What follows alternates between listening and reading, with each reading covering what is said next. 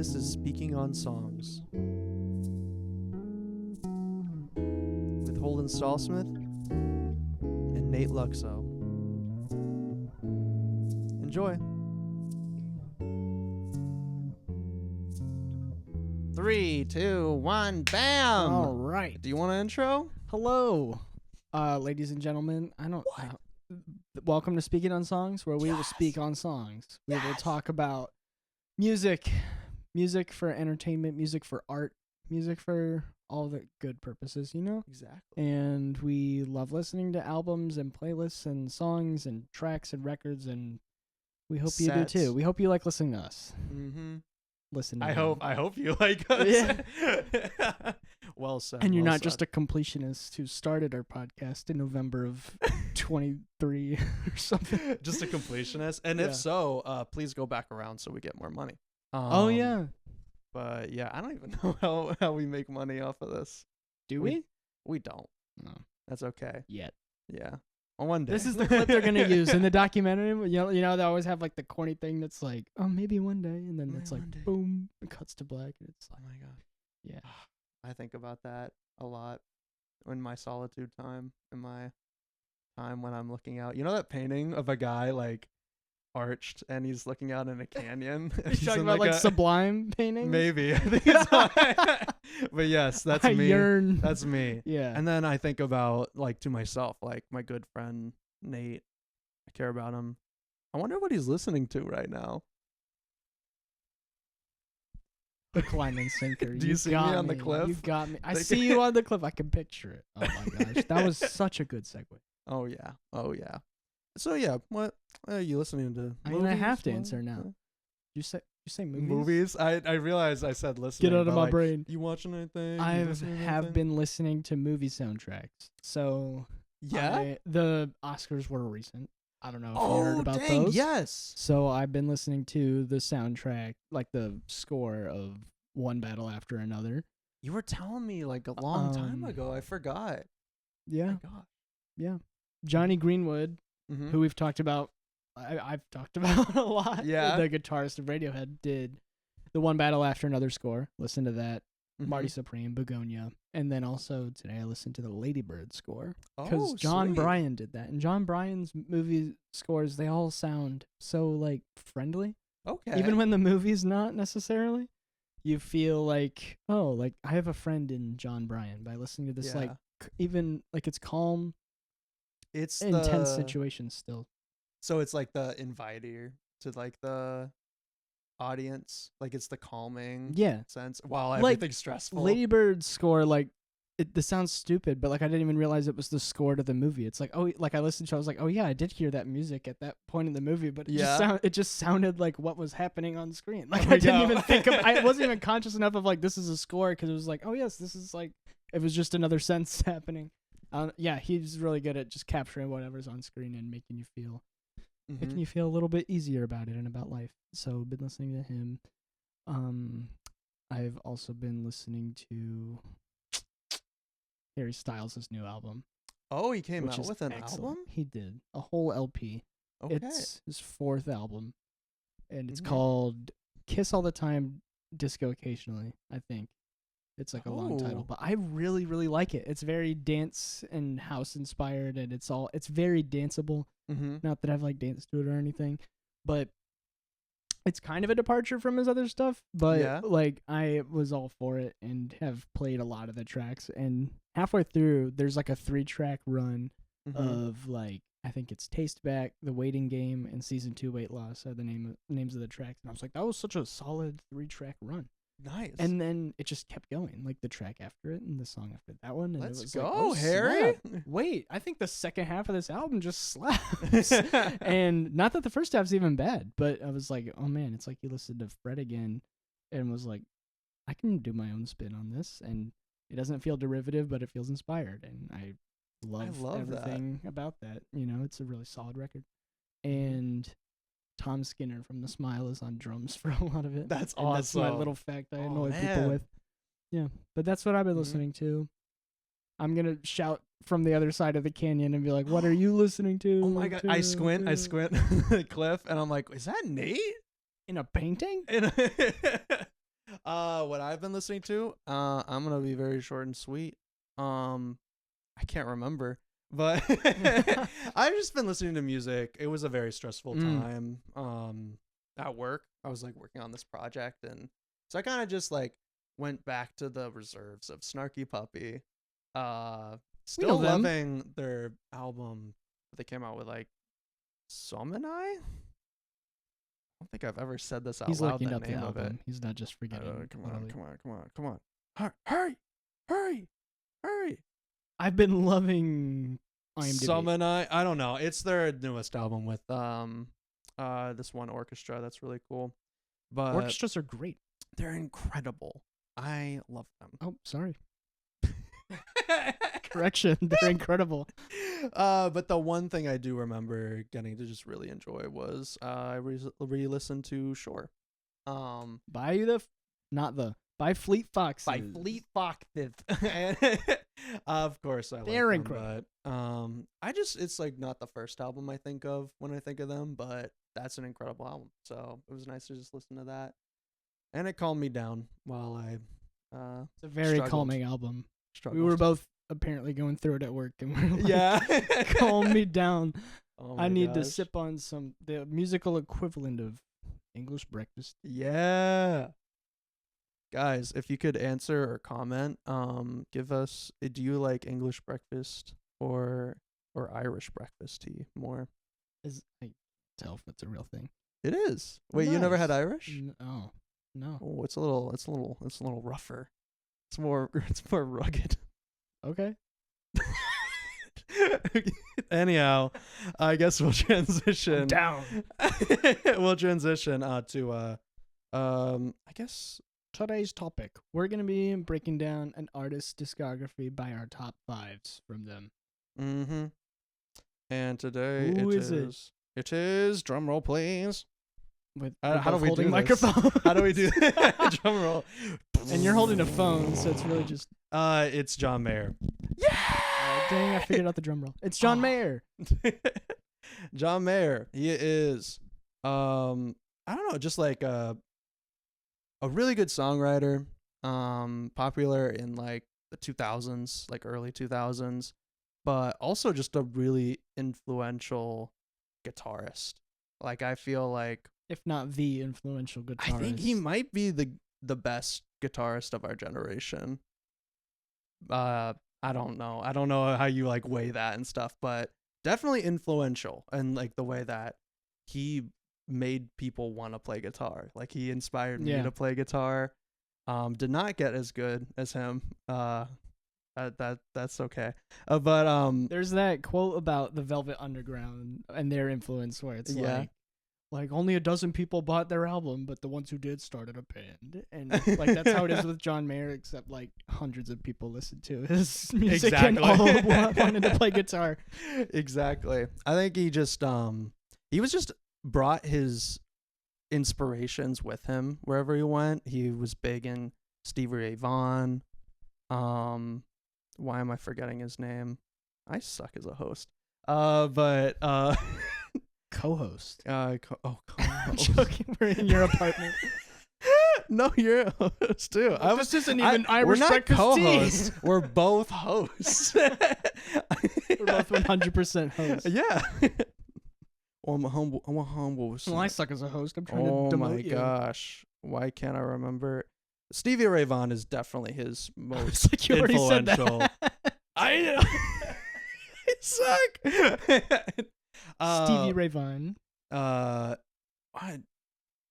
Influential guitarist in the 60s.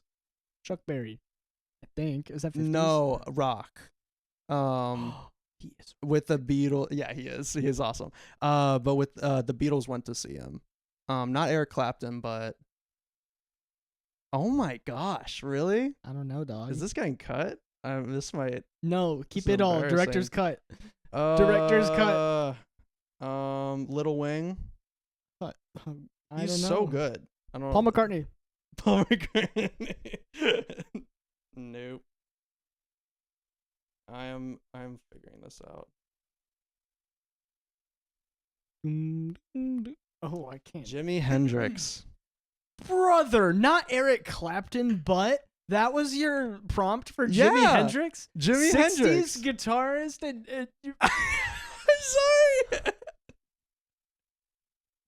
The I should not have Experience, it. Electric Ladyland. Yeah, I said Little Learned Wayne. how to play guitar with like his right-handed, even though he was left-handed, and Incredible. set his guitar on fire. We should do Jimi Hendrix next to repay the sin that I just. Yeah, it's penance. Yeah, what are we burning? Penance, but also what guitar are we burning? Oh my gosh. No, to be fair, when you said guitars to the 60s, I should have said it, but the Beatles went to see him. Beatles. Like, maybe I don't know my Beatles trivia. I don't know. But also, like, that was my biggest clue that I gave you was the Not Beatles. Eric Clapton, the Beatles but went to his show. Not Eric Clapton, but yeah. David Lynch went to the Beatles' first show. I don't know. I had that picture of Paul McCartney with a mustache. I was close. I was close with Paul McCartney. What were we talking about? Who were we going over? Jimi Hendrix. Okay. He learned to play a right-handed guitar with his left hand. I think that's it. Oh, John Mayer. That's right. John Mayer. I forgot. Yeah, he was inspired by Jimi Hendrix. And oh shoot, who was the other one? Who was the other one? It's Stevie Ray Vaughan. That's it. He went to a Beatles concert one time. No. Oh gosh. All right, John, you don't even deserve all this build-up. John, he's one of my favorite artists. Definitely inspired me. And my love for music. And any experience with John Mayer? Can I confess? Yeah, go for it. I had to unblock John Mayer for this. Because I block people on Spotify all the time. Maybe it's unwarranted for him because I usually block people who like pop up on playlists, and I'm not frequently like listening to like, I don't know, late tea house ambience playlists, and I'm like, John Mayer came up again. But I'm just really not a fan of his style. Yeah. Not just like songs here and there. It's like his fundamental like approach to not making music like as a musician necessarily, but making albums and art. Yeah, if that makes sense. I really appreciate his stuff. Yeah, and I really appreciate like the influence he's had on people like you, young musicians who are like, yeah, like something about the virtuosos. It's like I could play guitar. Yeah. It should be like the bad people who make us want to play stuff. I think that's funny. That like someone's really good at it and we're like, I can do that. Yeah, I'm picking up a guitar. Yeah, really appreciate what he's done, and I will never deny that he's talented. Yeah. He's a really talented guy.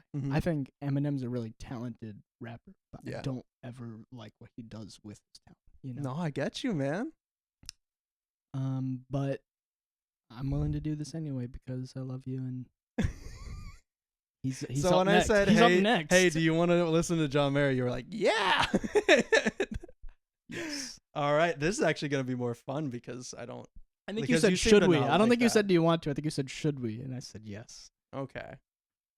Oh, thank yes. you. It'll Thank be you fun, so though, much. because it was like, that's what I love about, like, just living life is that, like, Yeah. I wouldn't have listened to all 8 of his albums if it weren't Exactly. for this. You know, like, that's just extra life lived. Exactly. Well, thank you for actually listening to them. Of course. I'm And it actually won't be really all hate. excited. I'm really excited to hear your opinions on this. I now. already, like, went crazy about my band, so now you... All I right. also could not have, after all the stuff I said about Radiohead, I was like, you just, I hope you carry this episode. All right. I don't No know. pressure. I don't think I've proven anything that I could carry an episode so far, but we will see. I guess I will start and say for my number 5, I think I want to do Room for Squares. Okay. His debut LP. I think he had an EP that came out first, but this is his first one, and I think what it shows is obviously his stardom, because like that's, you know, he got so big off of the one song Your Body is a Wonderland. It was such a breakout song and album. Yeah. I don't think he likes that song as much. So it goes. Yeah, but definitely was his breakout hit, but I think this album just shows off his songwriting skills. I think he's a very talented songwriter and also just storyteller. Like he invites you in, and like, why Georgia? Like you kind of feel like what the emotion that he's going through, but also you picture everything that he's describing to you, like driving on that highway and wanting to get off that exit. Um really talented, and just talented guitar playing, like on the acoustic guitar. Of course. It's not his blues stuff, which he really leans into later, but more his just prowess and like talent on the guitar. His ability to just play multiple parts on one acoustic guitar at the same time. And just as like chord phrasing in each song with just multiple chords. Like it feels poppy, but there's also a lot of deeper stuff that's going on in this album. Your ability to appreciate that and understand the subtext is really cool. Mm-hmm. Thank you, man. Thank you. But yeah, it just has a lot of good songs. I like it, and there's some duds, but it's like not like my favorite album, which is why it's number 5. I don't know where I'm going over this, but I just feel like the biggest songs of like No Such Thing, Why Georgia, and Neon are just so strong, and the other songs are not too far away from it. But yeah, that's why it's number 5. Nice. What's yours? I'm not gonna have a lot to say about my number 5, but I promise That's okay. That's only the case for number 5. Like, I'm not just gonna be like, and this one's next, and this one's next. But like number 4, I'll have stuff to say. But this one, my number 5, that was like kind of by default, was "Search for Everything." Ooh. Which came out in 2017, and I think I admired the fact that he is, like you said, a dominating force in the 2000s, especially like the early 2000s. That's when his breakout was, and for him to 10 years later make an album that like stays afloat, you know, for it not to be like, oh, here's John Mayer like making a like whatever album. What's the one where he's like dressed in like a cowboy hat or something on it? It was like Paradise. So there's Fields two. There's or something like that. Oh my gosh, let me pull it up so I don't forget it. I think that's his worst album, by the way. That one feels like Paradise Valley. Is Paradise Valley feels he like says what? It's his worst one. Oh gosh, like that. All of his albums sound like how the cover feels. Oh, that's like a compliment and whatever. Like, take that as you will. But like that album is what this one could have been, and this one wasn't. Like, it wasn't a Paradise Valley where it's like, okay, he's just cranking out another. It was like, okay, I don't really like love any of the individual songs, but like he did it in the Ed Sheeran era. Like, he didn't totally flop when his heyday was like 10 years ago, you know. So I'm like, okay, good job, John. Like, you did that. Especially after Paradise Valley. Like, Paradise. You know, it's low-key a comeback album. It's very much people say so. that about Sob Rock, which is true and truer, but yeah. Search for Everything proved he was like still alive, which was cool. Exactly. No, I love that. The little subtext, the reason Paradise Valley is just not as strong is literally he did it in less than a year. I think he just needed new songs for his tour that he was doing. Okay. For Born and Raised. So like when people do their like albums to fulfill record contracts and stuff like that. It might have been. I think it was more like he had enough to make another album and maybe he felt pressured. I don't know the whole specifics, but he definitely said that it was rushed. It was like a rush thing. It sounds phoned in. Which maybe is the reason why it took 4 years for Search for Everything, and it was way better. Yeah. All right. What's your number 4? My number 4 is, this is where I was kind of jumbling, like which one is my favorite, and I wonder if this is gonna grow higher, but I think I'm gonna put Where the Light Is, John Mayer live in Los Angeles at 4. Okay. This is the culmination of everything John was doing for his first like 3 albums. Like he had his phase where he was like a sensitive songwriter type. Whereas like the first album, Is it like, okay that I feel things? Yeah, is it okay? And then like Heavier Things came out, and that showed more electric guitar, but it was still kind of the same thing. And I believe the biggest track, like song on Heavier Things was Daughters, if I remember. Yeah, Daughters, which is also just very acoustic. And he was feeling like, I can't really express like the side of me that loves the blues, that loves Stevie Ray Vaughan, that loves rock and roll, and like how do I merge this? And that's where like Continuing comes in, and also his other side project, which was the John Mayer Trio, right? Which was a lot more faster paced, a lot more just all about the guitar, all about read about that sounds with the guitar.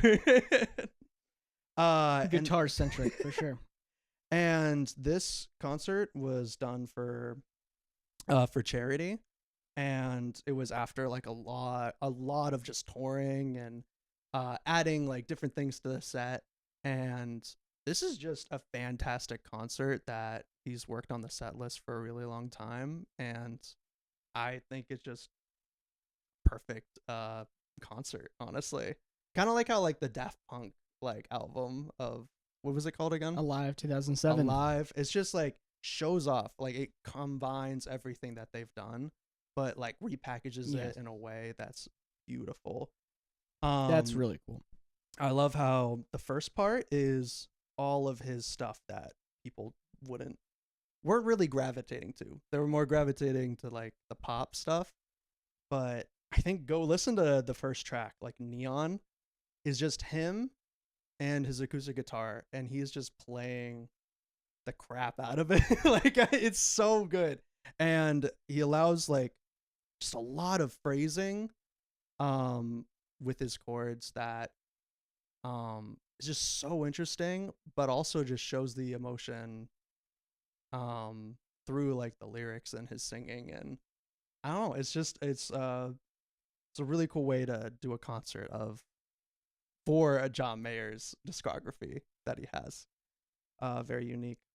But yeah, starts acoustically. Then it gets really bluesy. It gets so like he baited all of them. He baited them. He was just playing covers and stuff. He was playing the trio stuff.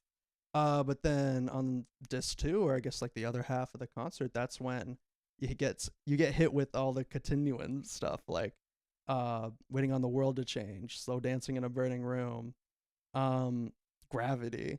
And I think if you were ever on YouTube, you would see the performances. Probably you've probably seen them already, but yeah, no, this is better than any best of album could be. That's a cool way to put it. Best, like a perfect capsule of like his prowess as a performer, which sometimes you don't get to see in an album. No, yeah, sometimes the live is just, it's that song but live.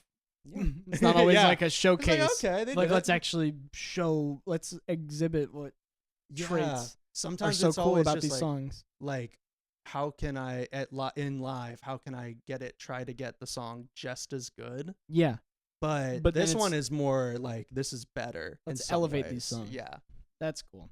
Mm-hmm. All right, I've talked enough. Do you want to go over your 4? My number 4 is Sabra. Ooh, Sabra, let's go. Which came out like 5 years ago now, which is crazy.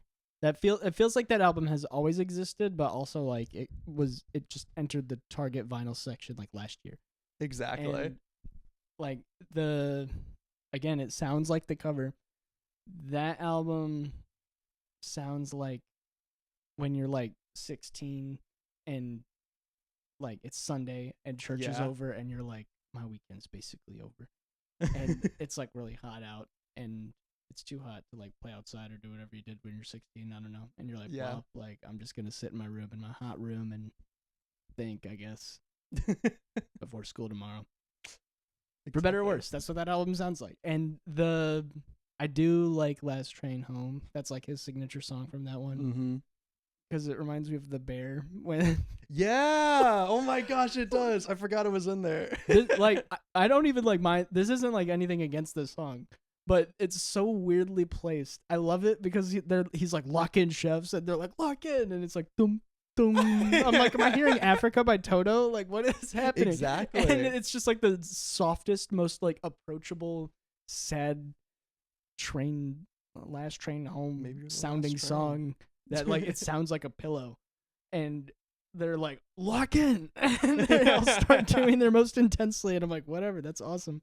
And I think about it every time I hear it, which sometimes it just comes on. Yeah. And comes on all the time now that I unblocked him. I'm just kidding. But I think he accomplished what he wanted to with that album, which feels like a comeback album of sorts. He wasn't even really gone that much because he was just doing I'm sure he did other side projects that you would know so much more about. He wasn't doing much. I think it was more touring.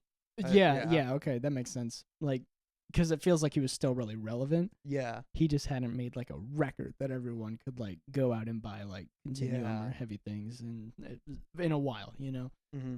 And so it was like, oh, the new John Mayer album is out. Interesting. And so, again, like I just commend him for doing that and making a song like that was as relevant as it was. And it's hilarious that it was used in that scene of the bear. Yeah, I love that. It's just so funny. I forget about that, but it is such a song that I'm glad it's in the bear. It doesn't fit the bear. No. But it also does fit the bear. Yeah, like it has the most perfect soundtrack, so you almost like trust it. You're like, okay, I wouldn't have picked this, but you have like a 100% track record. Exactly. So clearly, this was the best song to show that they're all like they mean business now. Yeah. Boom, boom. It's like Mario Kart waiting music, but like a xylophone cover. It's not even xylophone, but it sounds like that. It sounds like that. It has that Africa level of like whimsy and chill. Like, yeah, I don't know. Sunday afternoon is a teen. I think that's perfect. That's how it feels. I love that. So many good tracks on this. Yeah, but it's also easy. Like it's very easy. Very easy. Yeah, I love that, man. KS2 Trace. Amigo. See. Bendito. Mucho gusto. Is that right? I don't know. Yeah. Okay. There we go. My trace, I have decided, is Born and Raised. Nice. Half of this is nostalgia. The born part. Yeah. Yes. But then I thought about it, and that's the raise. But what's the other half? But half of it's nostalgia. Nostalgia, as in like in high school, I just listened to this album a bunch. I was really into folk music and acoustic music and just the acoustic guitar, like in general. And I don't think in this album he's not pushing the level of guitar, even though he's doing, you know, his same old incredible things. He's not pushing like the level of his songwriting skills, because like, you know, he's already done that. He's proven songwriter. This one just feels very thematic. It feels very focused. It's another easier listen. But I just like its cohesive and I don't know, I just really like the tracks on this album. It's a very stripped back album that allowed him to just write a bunch of songs that he was wanting to write at that time. It is the better version of Paradise Valley, by far. And I don't know, I just love Queen of California, Paradise Mountain. Paradise Mountain. That's what Something Like Olivia is just another just really acoustically driven, percussive sounding song that was just fun. And I like it a lot. Nice. It sounds like a comfort album for you. Definitely. Easy listen, but also interesting. Like, it's super interesting. And still, anytime he goes pop, there's always just something about his playing and the choices that he makes, and like the composition. That's always interesting. That always has that like blues inspiration, like, or his like other inspirations that he has. Even though it's pop. Yeah. Like, you could still hear it. Exactly. That's cool. Yeah, love this album. It's pretty cool. Could you give me your thrace? thrice. Are we playing Go Fish? I don't know. Yeah, we should. My number 3 is Continuum, and Ooh, this album's this is no, this is I need good. immunity. This album's biggest flaw to me is that it has the song "Waiting on the World to Change" on it. Ooh, really? I cannot stand that song at all. Mm. Ever since I was a little kid and like heard it on the radio, I was like, this guy sounds phoned in. It sounds like he's just like whelp, and like I get the whole point of like wait, like it sounds like he's waiting, but I'm like, why do we have to sound like we're waiting? Then like it's like you've got, literally it's like sitting in a waiting room, and I've always felt like he made like sleepy nap time music, and his voice is like so high in the mix all the time that he has to be like really soft, and it's like all soft and subdued, and then that song just feels so repetitive, which I get, like it's all the point, so I feel like I can't even really touch it. Yeah, because it's like about waiting and the repetition and the banality of it, and it's like okay, but at least it's the first track, and then we can like get into it. I really liked this song "Vultures" and "Heart of Vultures Life." is so good. Heart of that, Life. is that what it's called? Yeah, Heart of Life. Those were good tracks that stood out, and I was like, okay, that's sweet. Mm-hmm. Vultures was one that like I think I actually started like grooving to it, and I was like, am I grooving to a John Mayer song? It's very groovy. What? I was like, yeah. You might like the trio stuff that you think? he has. Yeah, because that's all just Vultures, like that sound. Really? Is going to like, I believe Eric Clapton had a band that was just 3 people. It was just a bassist, him, and a really good drummer. The Clapton combo. It's the same thing with the John Mayer trio. Just really focused on the sounds that they could make with just the fewest parts. Nice. Yeah, Continuum at 3. Crazy. But also so valid. What's your 2? My 2. I have decided that it is Battle Studies. Whoa. Yeah. He's looking so serious on the cover. Oh my gosh. Yes, he is. But I think this is just a really good, solid album. I feel like there's a lot of songwriting, a lot of cool guitar work. I think there's like a select 3 songs, like Heartbreak, Warfare, War of My Life, and Edge of Desire, where they all evoke like the same emotion. Kind of like angst, I guess. Like it's a very angsty album. It's a breakup album. That's so apt. But it's very emotional. I think my favorite song off of this track is or off of this album is Edge of Desire, because of how delicate the plucking of his guitar is. Like I love that guitar riff that goes through the whole song, while also it goes into like just emotional angst, like, and just heartbreak. Yeah, no, I think top to bottom, great album, but I think kind of similar to you and kind of dropping points for Continuum, I do not like Assassin. I think that is such a bump that just get it off, and to get it off the What's album. this track doing here? I don't know. I don't think it was that good. But maybe other people like it. But that felt like pop. That felt like just like I have to put a pop song in here or something like that. But other than that, it would have been good. Has a nice balance of guitar, but also like acoustic. Like Who Says is another good acoustically driven song. With a really cool part in it, and I don't know. I really like this album. Nice. He is very like serious. He's so I'm kind of scared.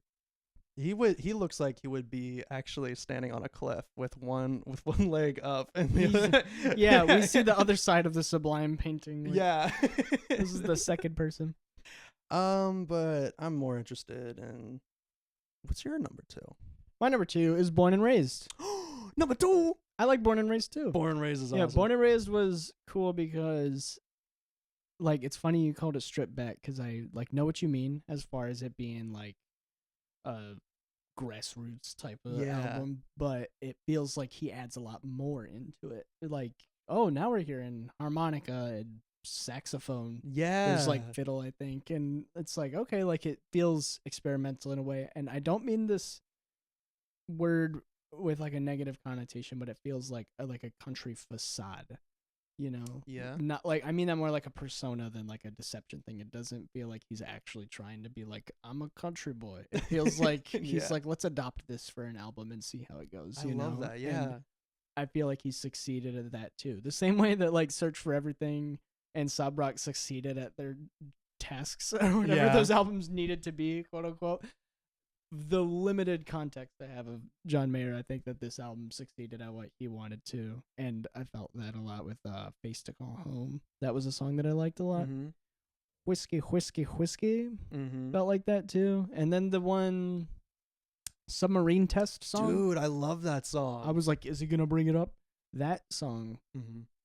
probably my favorite one of all of his songs, of his 8 albums that I listened to. I think that was my favorite, if not Last Train Home. Just, yeah, I thought it was experimental enough, and it was a really bright spot on that album.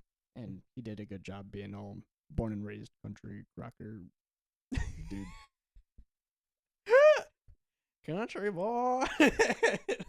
No, I I'm a country boy. definitely he captures like it never he feels like with I think 80 like Sob Rock with 80s and Born and Raised with country, like it feels like an adoption that's not that seems genuine. It seems genuine. It's like a neutral appropriation. Like he's not doing it for like a Mhm. to make fun of it or anything. It's like an appropriation in the sense that like I'm gonna tweak it to my purposes, and yeah. yeah. Love that, man. Let's go. Born and Raised. All right, time. you're running out of albums. What's number 1? It's the goat. It's the goat of all goats. Let's continue on. Continue on. Continue on with 2 U's. Continue them. Vacuum. This album, I don't think it has like misses. I don't know. It's I think it's just definitely like if you were going to tell somebody like what should I listen to? If I wanted to get into John Mayer, it's this album. Absolutely. It has all of his songwriting prowess, but just way more into the blues side, way more into the guitar side.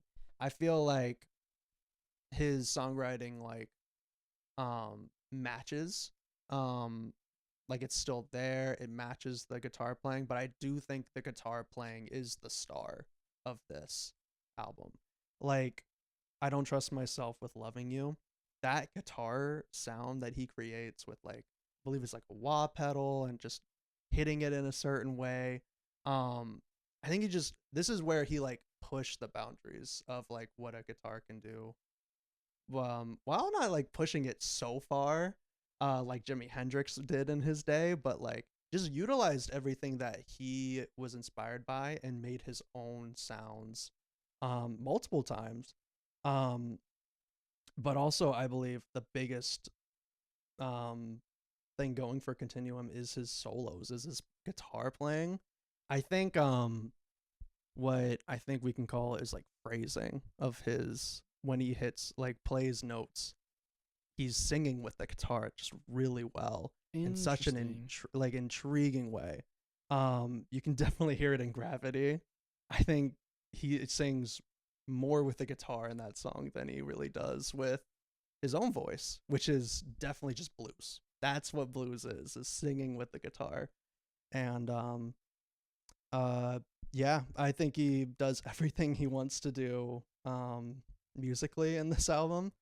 I also agree. I don't think I like Waiting on the World to Change as a songwriting. Yeah. But if you ever listen back and that bridge There's a bridge? part, no, the bridge part I don't remember. is so good. It doesn't feel like it belongs in the song. It's before the solo. It's so good. It's so groovy. It's so bluesy.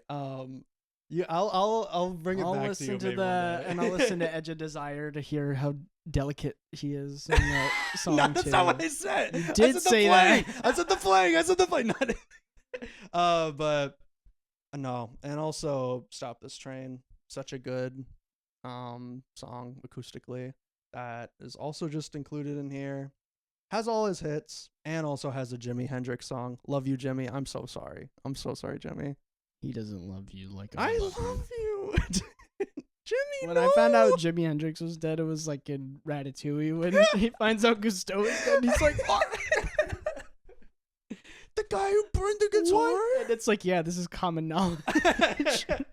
Bro, you did not get here in time. It's like almost 60 years ago.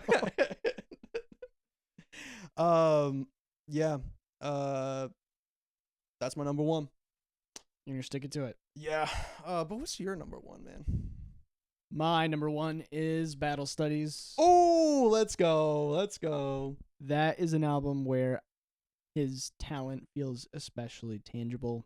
And it's like I'm listening to an album by a really good guitar player. And even though low-key it feels like, oh, these feel like placeholder lyrics and placeholder vocals, like over really good guitar playing. And he had like Taylor Swift do backup vocals for one of the songs. That's a weird hilarious. one. If you click on Spotify for the music video, she's not included. Wow. So I don't know. It's a weird song. Yeah. It feels really cohesive. There was another album you were talking about the cohesion. I think it was Born and Raised. Born and Raised, but yeah. this album also feels really cohesive. Once again, it feels like he understood his assignment and like check off, you know. And there are albums where I feel like he didn't do that. I'm not just saying that. Those are the other 4 or 3, and it feels like you can. It feels really raw.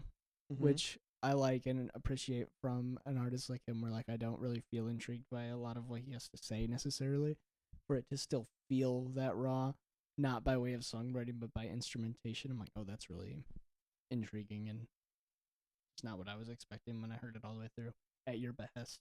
I listened to it before this. Yeah. Well, there was the one time like a year ago that we were gonna do John Mayer, and I listened to all of it. I did Room of Squares. I was like, nah. And then a year later, I'm mature enough to listen to 7 more albums. But I did, like, separately, you recommended Battle Studies, and I appreciated that because it was a surprise. And let me pick up my linty post-it note of notes. Beautiful. Heartbreak Warfare. Is there a song called Battle Studies? I can't remember. There actually isn't. No. That's okay, because that's what I thought is like if there was an eponymous track, it would be Heartbreak Warfare. I feel like that sums up the tone and everything. Half of My Heart. That's a good one. You know, like good efforts. And then Do You Know Me? Those are the 3 tracks that I like the most from that album. Let's go, man.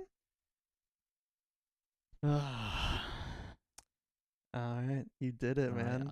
Do you feel the shackles of John Mayer slowly going off? No, dude, but thank you for like suggesting him, and I'm glad. Like, did you feel good like listening to him chronologically? And dude, it was awesome. Let's dissect this, dude. I was so much fun getting to do it with you because, it was another reason to like go back into his stuff, but also, getting to hear another perspective because it is a very bluesy kind of thing. He does a lot of stuff that feels like is for him, and I can see that turning away a lot of people. But also he does a lot of pop, and that pop is sometimes not the greatest thing ever. Like it's sometimes kind of the stuff I would skip. But his mass appeal stuff. Yeah, mass appeal stuff. But no, I'm really happy we got to do this. This was a nice experience. Yeah, enjoyable. Are you gonna block them? No, I'm not gonna block them. I saved some of his songs. I don't know what happens. Is my account gonna explode if I saved his songs? No, it explodes. Yeah, I don't know if I'll listen to them, but they're saved. Yeah. What'd you say? You just give him money by like that's all. Wait, does he get money for the streams? Yeah. What? I think it counts. Like I think maybe one of the stats that you get paid on is save songs. So if you like your artist, save them, save the song, or it might just save Ferris. Make you save Ferris the band. Yeah. All right.